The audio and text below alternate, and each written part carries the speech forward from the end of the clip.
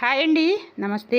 ఇదిగో లైనింగ్ వేసిన బ్లౌజు మెజర్మెంట్కి ఇచ్చి లైనింగ్ లేకోకుండా అంటే సాదా బ్లౌజు కుట్టమన్నారు అనుకోండి, ఎలా కుట్టాలి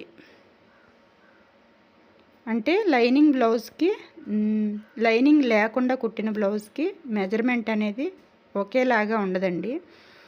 అయితే దీన్ని లైనింగ్ బ్లౌజ్ లాగా కరెక్ట్గా మనం ఎలా కుట్టాలో ఈ వీడియోలో అయితే చూపిస్తాను, ఓకేనా.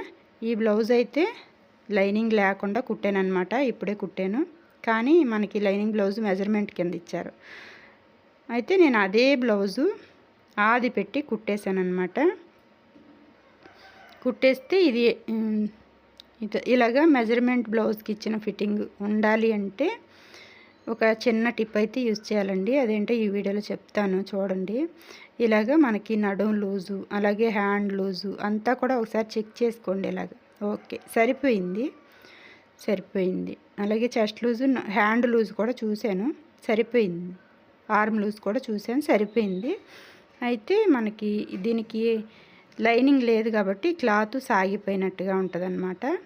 అయితే దీన్ని ఏం చేయాలంటే మనకి ఆదికి ఇచ్చిన బ్లౌజ్ ఫిట్టింగ్ రావాలంటే ఇలాగా నడుము లూజ్ కాడ స్టార్ట్ చేసి ఒక పాదం అంత వెడల్పుతో కుట్టేసుకోవాలండి. ఇలాగా మొత్తం కూడా ఇలా చెస్ట్ లూజు నడుము లూజు మొత్తం కూడా ఇలా కుట్టుకోవాలి. అలాగే చంక కాడికి వచ్చేసరికి కొంచెం తగ్గించాలన్నమాట, అంటే ఒక కుట్టు వరుస మాత్రమే రావాలి.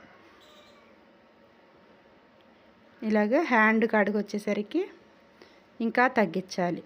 ఇలా తగ్గించి బార్ని నడుం కానించి హ్యాండ్ వరకు ఇలాగ ఒక కుట్టు అనేది వేసుకోవాలన్నమాట.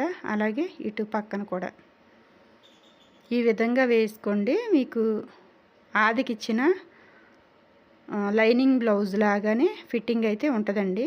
ఏం లేదండి, కొంచెం టైట్గా అనేది పెట్టుకోవాలన్నమాట నడుము చెస్ట్. అలాగే చంక లూజు హ్యాండ్ లూజు మనకి సరిపోతే ఓకే, సరిపోకపోతే తర్వాత కుట్టేసుకోవచ్చు. హ్యాండ్ చంక అయితే ముందే వేసుకోకూడదు. ఇలాగే నడుము లూజు చెస్ట్ లూజ్ అయితే ముందు వేసేసి ఇచ్చేయాలన్నమాట. ఓకే అండి, వీడియో నచ్చితే మాత్రం లైక్ చేయండి. Thank you.